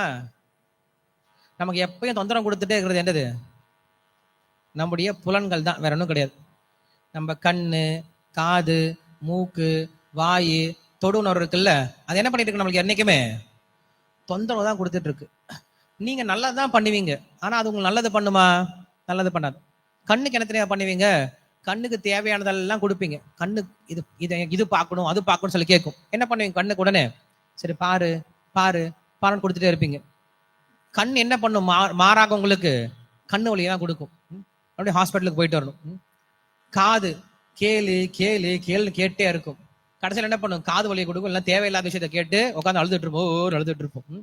வாய் இந்த சாப்பிடு சாப்பிடு சாப்பிடு, டே வயிறு ஃபுல் ஆயிடுச்சு வேணாண்டா, வாயில போட்டு வை வாயில போட்டு வைன்னு சொல்லிட்டு வயிறு போதும் போதுங்குது, ஆனா வாய் மட்டும் விடவே மாட்டேங்குது. எடுத்து லபக்கு லபக்கு லபக்குன்னு போட்டுறது. அப்புறம் வயிறு தேவையில்லாம அழுதுட்டு இருக்கோம், ஐயோ முடியலையே முடியலன்னு சொல்லி அழுதுட்டு இருக்கோம். இப்படி நாம் புலன்களுக்கு எவ்வளவு சேவை பண்ணாலும் அந்த புலன்கள் நம்மளுக்கு என்னதான் கொடுக்குது? மாறாக என்னதான் கொடுக்குது? தொந்தரவு தான் கொடுக்குது. பாம்பு கையில வச்சிட்டு இருக்க மாதிரி, ஒரு பாம்பை கையில வச்சிட்டு இருக்கீங்க, அந்த பாம்பு என்ன பண்ணும்? சும்மா உட்காந்து இருக்கோம். அப்படியே இந்த சிவன் வேஷம் போடுறவங்க எல்லாம் பார்த்தா பாம்பு இப்படி கழுத்துல மாட்டி வச்சிருப்பாங்க. அந்த பாம்பு இப்படியே நின்றுட்டே இருக்கும். அட்டை பாம்பு இல்லையா? உண்மையான பாம்பு அது என்ன பண்ணும்? நெளிஞ்சுக்கிட்டே இருக்கும். இந்த பக்கம் அந்த பக்கம், இந்த பக்கம் அந்த பக்கம், சும்மா வேற ஓடிக்கிட்டே இருக்கும். சாஸ்திரம் அதான் சொல்லுது, நம்முடைய புலன்கள்லாம் இருக்குல்ல, இதெல்லாமே ஒரு பாம்பா. இங்க 2 பாம்பு தொங்கிட்டு இருக்கு, இங்க ஒரு பாம்பு தொங்கிட்டு இருக்கு, இங்க 2 பாம்பு தொங்கிட்டு இருக்கு, இங்க ஒரு பாம்பு தொங்கிட்டு இருக்கு, இங்க 2 பாம்பு தொங்கிட்டு இருக்கு, இங்க ஒரு பாம்பு தொங்கிட்டு இருக்கு, முன்னாடி பின்னாடி 2 பாம்பு தொங்கிட்டு, உடம்பெல்லாம் பாம்பு தொங்கிட்டு இருக்கு. இத்தனை பாம்போட நம்ம என்ன பண்றோம்? வாழ்க்கைய வாழ்ந்துட்டு இருக்கோம். பாம்பு என்ன பண்ணாது? சும்மாவே இருக்காது, ஏதாவது வேலை பண்ணிட்டே இருக்கும். பாம்போட இன்னொரு ஸ்பெஷல் குவாலிட்டி என்ன தெரியுமா? நீங்க பாம்புக்கு நல்லா சாப்பாடு போட்டுருங்க, நாகராஜா நாகராஜா நாகராஜா நாகராஜா அப்படின்னு சொல்லிட்டு என்ன பண்ணுங்க? நிறைய பாலை ஊத்திட்டே இருங்க. நாகராஜா என்ன பண்ணு? ஒரு நாள் போட்டு கத்திட்டு போயிடும் இல்லையா? அது போல நீங்க என்னதான் புலன்களுக்கு செஞ்சுட்டே வேலை செஞ்சுட்டே இருந்தாலும் அந்த புலன்கள் என்ன பண்ண? ஒரு நாள் உங்களை அடிச்சு தூக்கி போட்டு போயிடும். ஒரு பெரிய செல்வந்தருடைய வீட்டுக்கு திருடங்க நிறைய பேர் பூந்துட்டாங்க. பூந்து அவர் அடின்னு அடிச்சுட்டு நிறைய விஷயம் தூக்கிட்டு போயிட்டாங்க. காலைல அந்த ஆள் அழுதுட்டு இருக்கான், ஐயோ பணம் போச்சே அழுதுட்டு இருக்கான். ஃப்ரெண்ட் வந்து கேட்குறான், ஏன்டா அழுகுற? நேற்று திருட வந்தாண்டா, பணம்லாம் போயிடுச்சு. ஏன்டா பணம் போனா? ஏன்டா அவங்ககிட்ட பணமா இல்லை, நிறைய இருக்குல்ல, கொஞ்சம் தான் தூக்கிட்டு போனா, ஏன்டா கஷ்டப்படுற? இல்லைடா அவங்க தூக்கிட்டு போறது எனக்கு கஷ்டம் கிடையாது, இடத்துல பண்ணானுங்க, எல்லாத்தையும் மூட்டையா கட்டி ஏன் தலையிலேயே வச்சு எண்ணெயை தூக்கிட்டு வந்து அவங்க வீட்டுல வச்சுட்டு சொன்னா, அதான் எனக்கு ரொம்ப கஷ்டமா இருக்குடான்னு நினைச்சேன். ஸோ அது போல புலன்கள் என்ன பண்ணுது அப்படின்னா, நம்ம கிட்ட திருடுறது மட்டும் கிடையாது, நம்மளே அடிமையாக்கிடுது இல்லையா? அதனாலதான் இந்த புலன்கள் பாம்புக்கு ஒப்பாக சொல்லப்படுது. சொல்றாரு, எப்ப பார்த்தாலும் தொந்தரவுக்குள்ளாகிட்டே இருப்பாங்க மனுஷங்க. எதனால? இந்த கட்டுப்பாடு இல்லாத புலன்களால் தொந்தரவு அடைஞ்சிட்டே இருப்பாங்களாம். அதான் சொல்றாரு, சதா சமுத்விக்னதியாம் அசத் கிரகாத். குறிப்பா எங்க நடக்கும் இது அப்படின்னா கிரகாத் அப்படின்னு சொல்லி சொல்றார், வீட்டுலன்னு சொல்லி சொல்றார். குறைஞ்சபட்சம் நம்ம ஆசிரமத்துல இருந்தோம் அப்படின்னா நம்ம என்ன பண்ண முடியாது, புலன்கள் நம்ம இஷ்டத்துக்கு உபயோகப்படுத்த முடியாது. வீட்டுல நம்ம கோயில்ல ஆசிரமத்துல இங்க உதாரணம் கொடுக்க முடியாது. பட் இருந்தாலும் ஏதாவது பிரம்மச்சாரி ஆசிரமத்துல இல்ல சன்னியாச ஆசிரமத்துல இருந்தாங்க அப்படின்னா அவங்க என்ன பண்ணுவாங்க, நிறைய பிரம்மச்சாரி சுத்தி இருப்பாங்க, பார்த்துட்டே இருப்பாங்க என்ன பண்றீங்க அப்படின்னு சொல்லிட்டு. யாரா தப்பு பண்ணாங்க உடனே கரெக்டா கண்டுபிடிச்சிருவாங்க, நம்மளை தூக்கி போட்டுருவாங்க. ஆனா கிரகஸ்த ஆசிரமம் அப்படிங்கிறது நம்மளுக்கு ஒரு லைசன்ஸ் கொடுத்த மாதிரி, யாருக்கும் தெரியாது. நமக்கு தனியா ஒரு வீட்டை கொடுத்துட்டாங்க, தனியா அமுச்சு வச்சுட்டாங்க, கல்யாணம் பண்ணி அமுச்சு வச்சுட்டாங்க.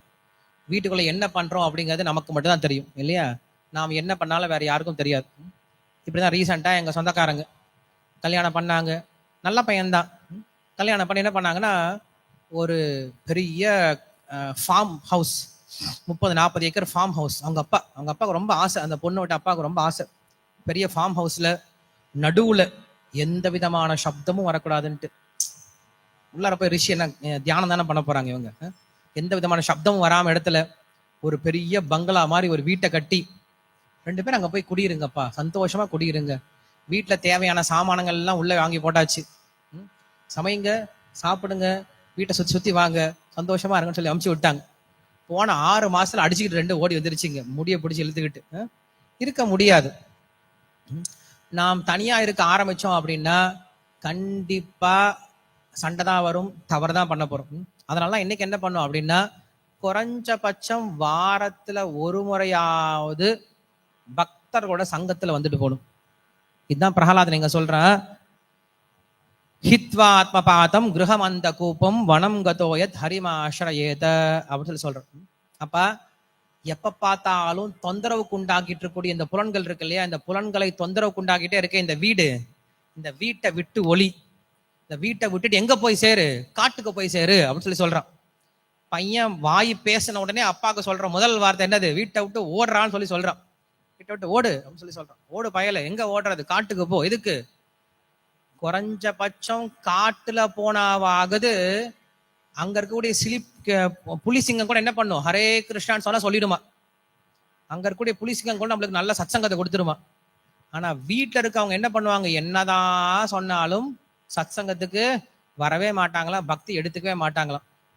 அதனால அப்படிப்பட்ட அபக்தர்களோட நீ வீட்டை வாழ்றதை காட்டிலும் அந்த வீட்டை விட்டு ஒளி, காட்டுக்கு போய் சேரு. உனக்கு வீட்டுல பக்தி செய்வதற்கு உகந்ததா இல்லையா, என்ன பண்ண, அந்த வீட்டை விட்டு அந்த வீட்டுல நீ இருக்காது. அந்த வீடு உனக்கு ஏத்த இடமே கிடையாது, அது உண்மையில வீடே கிடையாது. அது என்னதான், பாம்பு நுழையக்கூடிய புத்து அப்படின்னு சொல்றாங்க. எந்த வீட்டுல பக்தர்கள் வரலையோ, எந்த வீட்டுல சத்சங்கம் இல்லையோ, எந்த வீட்டுல பகவானுடைய விஷயங்களை கேட்கலையோ பேசலையோ, அந்த வீடு என்னதான், வெறும் பாம்பு நுழையக்கூடிய புத்து அப்படின்னு சொல்றாங்க. அந்த வீட்டுக்குள்ள நம்ம இருக்கவே கூடாதுன்னு சொல்லி சொல்றாங்க. சொன்னா அவங்க அப்பா கிட்ட அவன் சொல்லக்கூடிய முதல் முக்கியமான விஷயம், அவன் சொல்றாரு கிரகம் அந்த கூப்பம் அப்படின்ற வார்த்தை உபயோகப்படுத்துறாரு. கிரகம்ன்றது எப்படிப்பட்ட வீடா இருக்கா, வீடு எப்படி இருக்கா, ஒரு அந்த கூப்பம் அப்படின்னு சொல்றாரு. இப்பெல்லாம் என்ன பண்றாங்கன்னா சிட்டில இருக்கவங்க எல்லாம் அவங்களுக்கு ஒரு பழக்கம் வந்திருக்கு. என்ன பழக்கம் அப்படின்னா வார கடைசியில கொஞ்சம் கிராமத்துல போய் இருந்துட்டு வரலாம், கண்ட்ரி சைடுக்கு போகலாம் அப்படின்னு நினைக்கிறாங்க. கண்ட்ரி சைடு அப்படின்னு பேர் வச்சுட்டாங்க அதுக்கு.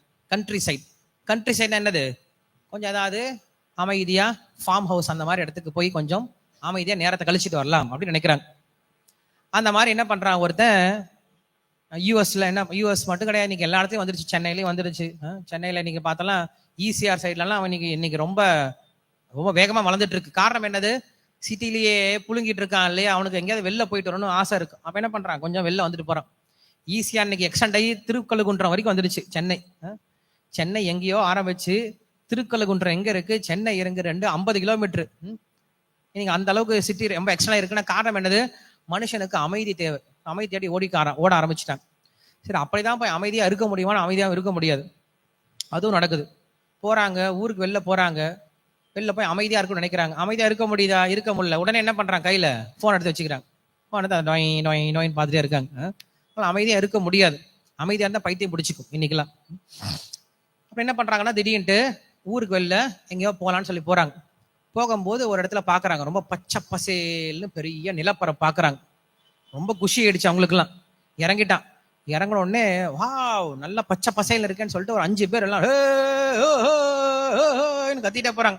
நீங்க அதானே கொண்டாட்டம் அப்படின்னா என்ன பண்ணலாம், ஹேன்னு கத்தணும், ஹோன்னு கத்தணும், ஹேன்னு கத்தணும். நீ அதான் நடந்துட்டு இருக்கு எல்லா இடத்துலயும் பாருங்களேன். ஏதாவது ஃபெஸ்டிவல் நடக்குது, ஏதாவது பெரிய திருவிழா நடக்குது, ஏதாவது கெட் டுகெதர் நடக்குது அப்படின்னு என்ன பண்றாங்க எல்லாரும், ஒரு போட்டோக்கு போஸ்ட் கொடுக்கணும் அப்படின்னு என்ன பண்றாங்க எல்லாரும், ஹேன்னு கத்துறாங்க, ஓன்னு கத்துறாங்க. காட்டுவாசிங்க மாதிரி ஹோ ஹோ ஹோன்னு கத்துறாங்க. நம்மளாம் வந்து எப்படி கத்துவோம், ஹரிபோல் அப்படின்னு கத்துவோம் இல்லையா, ஹரே கிருஷ்ணான்னு கத்துவோம் இல்லையா, கத்தணும் இல்லையா, அப்படிலாம் ஹோன்னு கத்திட்டு இருக்க கூடாது. அதெல்லாம் என்ன பண்றான் எல்லாரும் ஹோன்னு கத்திட்டு எல்லாம் ஓடுறான், குடு குடு குடுன்னு ஓடுறான். ஒரு 5-6 பேர் குடு குடுன்னு ஓடுறான். ஓடிட்டே இருந்தானா திடீர்னு ஒருத்தனை திரும்பி பார்த்தா ஒருத்தனை காணும். ஏன்னா 5 பேர் ஓடிட்டு இருந்தா ஒருத்தனை காணவே சொல்லிட்டு தேடிட்டே வராங்க, பின்னாடியே தேடிட்டு வராங்க. தேடிட்டு வந்து அங்க என்ன இருக்கு அப்படின்னா, உண்மையில அது ரொம்ப காலமா ஒரு கிணறு அங்க இருந்திருக்கு, பாலம் கிணறு. அந்த கிணத்துக்குள்ள தண்ணியே இல்லை. தண்ணி இல்லைன்னு மட்டும் கிடையாது, அங்க என்ன ஆகுது, மேல வந்து இந்த வெறும் மட்டையெல்லாம் போட்டு சும்மா மூடி வச்சிருக்காங்க. வெறும் மரத்தெல்லாம் போட்டு மூடி வச்சிருக்காங்க. அதெல்லாம் 3 நாள் என்னாச்சு, அந்த மட்டையெல்லாம் என்ன ஆகுது அப்படின்னா, அதெல்லாம் அப்படியே மழை வந்து அந்த மேல புல் எல்லாம் முளைச்சிருச்சு. ஸோ பாக்குறதுக்கு எப்படி இருக்கு, தூரமா வந்து பாக்குறதுக்கு எப்படி இருக்கு, அதுவும் பச்சை பசேல்ட்டு புல் தரை மாதிரி தான் இருக்கு. புல் தரை நினைச்சுதான் ஓடுறான், பச்சை பசையில தான் இருக்கு. வெளில இருந்து பார்க்கும்போது பச்சை பசையில தான் இருக்கு. புல் தரை நினைச்சுதான் ஓடுனா அங்கதான் தெரியுது. அங்க போய் விழுந்தான்னா கோவிந்தா, அவ்வளவுதான், திரும்பி வரவே முடியாது. அதான் இங்க சொல்றாரு கிரகம் அந்த கூப்பம் அப்படின்னு சொல்றாரு. கிரகம் அந்த கூப்பம்னா என்னது, தூரத்துல இருந்து பார்க்கும்போது எப்படி இருக்கும், எல்லா கிரகமும் அழகா இருக்கமா இருக்கும் இல்லையா. எல்லார் வீட்லயும் போய் பாருங்க, எல்லார் வீடும் போய் பாருங்க, கிரகஸ்தருடைய வீடுகள்லாம் வெளில இருந்து பார்க்கும்போது ரொம்ப அழகா கட்டி வச்சிருப்பாங்க. வீட்டுக்குள்ள போனா தெரியும் இல்லையா என்ன நடக்குது அப்படின்னு சொல்லிட்டு. அதே போலதான் கல்யாணமும் வெளில இருந்து பார்க்கும்போது எல்லாமே அழகா தெரியும். புது மாப்பிள்ளை தான், சரி, புது பொண்ணு இல்லையா, புது ட்ரெஸ்ஸு, புது நெக்லஸ், எல்லாம் புதுசா இருக்கு. எல்லாரும் சிரிச்ச முகமா இருக்காங்க. கல்யாணத்துக்கு வந்தவங்க எல்லாம் சிரிச்ச முகமா இருக்காங்க. அட்லீஸ்ட் போட்டோக்காக போஸ்ட் கொடுக்கணுமே, சிரிச்ச முகமா இருக்காங்க. எல்லா இடத்துலயும் பூ வேற போடுறாங்க. எல்லாரும் வந்து கங்க்ராச்சுலேஷன்ஸ் இப்பயே கங்க்ராச்சுலேஷன் சொல்றேன், ஏன்டா இருடா, கங்க்ராச்சுலேஷன்ஸ் மாப்பிள்ள, கங்க்ராச்சுலேஷன்ஸ் அப்படின்ட்டு எல்லாரும் ஒருத்தர் பாராட்டுறாங்க. வாழ்த்துக்கள் அப்படின்னு சொல்லிட்டு ஒரு சிலர் தமிழ்ல பாராட்டுறாங்க. ஒரு சிலர் 16 பெற்று பெருவாள் வாழ்கன்னு சொல்லிட்டு இன்னும் பெரிய புலவர்கள்லாம் வந்து பேசுறாங்க இல்லையா. இப்படி எல்லாரும் ரொம்ப சந்தோஷமா பேசி பழகிட்டு இருக்கக்கூடிய தினம் தான் என்ன சொல்றோம், நம்ம திருமண தினம் அப்படின்னு சொல்றோம் இல்லையா, கல்யாணம் அப்படின்னு சொல்றோம். வெளில இருந்து நம்ம பார்க்கும்போது எப்படி இருக்கும், சே நம்மளுக்கு ஒரு நாள் வரும்ல, இப்படி நாமளும் ஒரு நாள் இப்படி உட்காருவோம் இல்ல, நாமளும் ஒரு நாள் மாப்பிள்ளைய உட்காருவோம் இல்ல, இப்படி நினைச்சிட்டு இருப்போம். வெளில இருந்து பார்த்தா எல்லா மாப்பிள்ளையும் நல்லா இருக்க மாதிரிதான் தெரியும். அந்த மாப்பிள்ளைய போய் 1 மாசத்துக்கு அப்புறம் கேளுங்க, மாப்பிள்ளை எப்படி இருக்க கேளுங்க, ஆனா ஏன்டாடே சாவடிக்கிற அப்படின்னு சொல்லுவாங்க. ஏன்னா நான் பிராக்டிக்கலா பார்த்தேன். எங்க அண்ணன் ஒருத்தன் தான் துரத்தி கல்யாணம் பண்ணான். துரத்தி ஒரு பொண்ணை என்ன பண்ணா, காதலிச்சு விடவே இல்லை. ஆட்டோல போனா ஆட்டோ, சைக்கிள்ல போனா சைக்கிள், நடந்து போனா நடந்து, பின்னாடியே போய் என்ன பண்ணா, குடிச்சு கல்யாணம் பண்ணி அவன் சொல்லிட்டு என்ன பண்ணா, அவங்க அப்பா அம்மாவை சம்மதிச்சு கல்யாணம் கல்யாண நாள்ல பார்க்கணுமே அவன் சந்தோஷத்தை. அடேங்க அப்பா, எல்லாரும் காலையும் கீழே விழுந்துட்டு இருந்தான். எல்லாரும் அப்பா அம்மா காலெல்லாம் கீழே விழுந்து கும்பிட்டான். நாங்களாம் சின்ன பசங்களா இருந்தோம். அப்ப நான் கேட்டேன், என் கால விழுறா அப்படின்னு கேட்டோம். சந்தோஷத்துல அவனுக்கு என்ன பண்றதே தெரியல, காலில் விழுந்துட்டான், சாஷ்டாங்க கால வந்துட்டான். டே அப்பா ரொம்ப சந்தோஷமா இருக்கா, இன்னைக்குதான் வாழ்க்கையிலே சக்சஸ்ஃபுல் டே, ஹாப்பி டே நினைச்சிட்டு இருந்தான். ஒரு 2 மாசம் கூட ஆகவே இல்லை. அவனுங்க கூட்டாளிகள் எல்லாம் பேசிக்கிட்டாங்க, டே மாமு ஒன்னும் முடியலடா, ஏன்டா இப்படி பண்றான், காலை மஜா கேஜ் அவனுங்களும் தனியா லாங்குவேஜ் ஒன்று வச்சிருப்பாங்க. அந்த லாங்குவேஜ் பேசிக்கிட்டானு, இன்னும் முடியல, ஒன்னும் சரியில்லடா அப்பா சாமி அப்படின்னு சொல்லிட்டு பேசிக்க ஆரம்பிச்சாங்க. அதுக்கப்புறம் நான் இது எல்லாத்தையும் கவனிக்க ஆரம்பிச்சேன். எல்லாருக்கிட்டையும் ப்ராக்டிக்கலா கேட்க ஆரம்பிச்சேன், உங்க லைஃப் எப்படி இருக்கு, உங்களை கல்யாணம் பண்ணவங்க எல்லாத்தையும் போய் கேட்க ஆரம்பிச்சேன். எல்லாருமே ஒரே விதமா தான் பதில் சொன்னாங்க. அப்பதான் எனக்கு புரிஞ்சது, ஓகே அப்படின்னு சொல்லி புரிஞ்சது. ஆனால் நம்ம என்ன பண்ணுவோம், அதையே தான் பண்ணுவோம். பிரகலாதன் இங்க பேசினார் இல்லையா, கிரகம் அந்த கூப்பம் சொல்லி சொன்னார்ல, கிரகம் அந்த கூப்பம்னு சொல்லிட்டு பிரகலாதன் என்ன பண்ணார், கடைசியில கல்யாணம் பண்ணிட்டார், குழந்தை பெற்றுக்கிட்டார். வேற வழி இல்லை. பகவான் நினைச்சு இதான் நடக்கணும் அப்படின்னா இதான் செஞ்சாகணும், வேற வழி கிடையாது. நம்ம என்னதான் நினைச்சிட்டு இருந்தாலும், எப்படி வந்து ராமாயணத்துல வந்து ரிஷசிங்கர் மாதிரி தான், ரிஷசிங்கர் அவங்க அப்பா பாதுகாக்க நினைச்சாரு, கல்யாணம் கிடையாது, பொண்ணையே பார்க்கலாம்னு நினைச்சிட்டு இருந்தாரு, கூட்டு போய் கல்யாணம் பண்ணி வச்சுட்டாங்க இல்லையா. அதனால விஷயம் என்ன அப்படின்னா, கிரகம் அந்த கூப்பம் சொல்லி சொல்றார். இந்த வீடு இருண்ட கிணறு மாதிரி இருக்குன்னு சொல்லி சொல்றார். எந்த வீடு? எந்த வீட்டுல சத் சங்கம் இல்லையோ, எந்த வீட்டுல பகவானுக்கு பூஜை பண்ணலையோ, எந்த வீட்டுல பக்தி விஷயங்களுக்கு வரலையோ, எந்த வீட்டுல சத் சங்கத்துக்கு வரத்துக்கு விருப்பம் இல்லையோ, அந்த வீடு எப்படிப்பட்ட வீடா? வெறும் இருண்ட கிணறு அப்படின்னு சொல்லி சொல்றார். இங்க அதான் சொல்றாரு பிரபுபாதர் வந்து பொருளர் இல்ல, ரொம்ப அழகா நிறைய விஷயங்களை விளக்குனார். அதில் சொன்னக்கூடிய விஷயம் என்ன அப்படின்னா, ஒரு பக்தனுக்கு தான் இந்த மாதிரி குணங்கள்லாம் தெரியும். நீங்க பக்தன் கிட்ட போய் கேட்டீங்கன்னா அவங்க ரொம்ப தெளிவா சொல்லி கொடுப்பாங்க. நீங்க கேட்டு பாருங்களேன், பிரகலாதன் வந்து அவன் இப்பதான் வந்திருக்கான், வந்த உடனே அவன் சொன்ன முதல் விஷயம் என்னது? உயர்ந்த விஷயத்தை சொல்லி கொடுத்தான். என்ன விஷயம் சொல்லி கொடுத்தான்? அவன் சொன்ன விஷயத்தில் நம்ம என்ன புரிஞ்சுக்கணும்?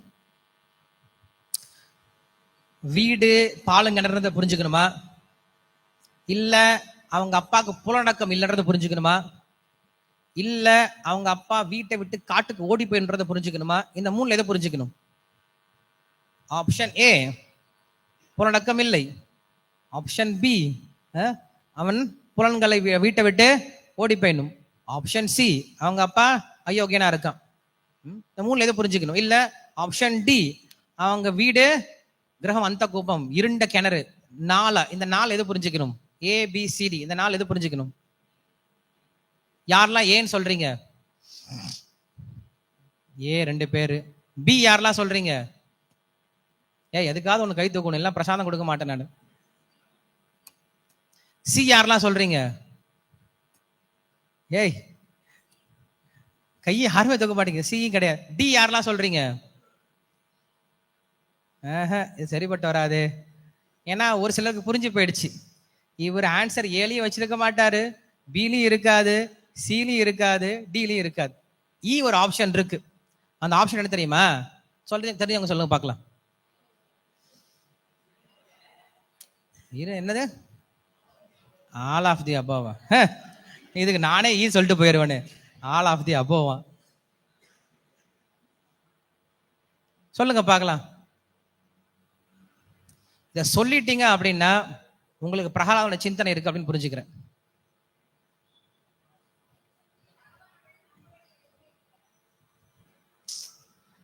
ஏதோ உபன்யாசத்துக்கு ஏதோ பதில் சொல்லிட்டு இருக்க.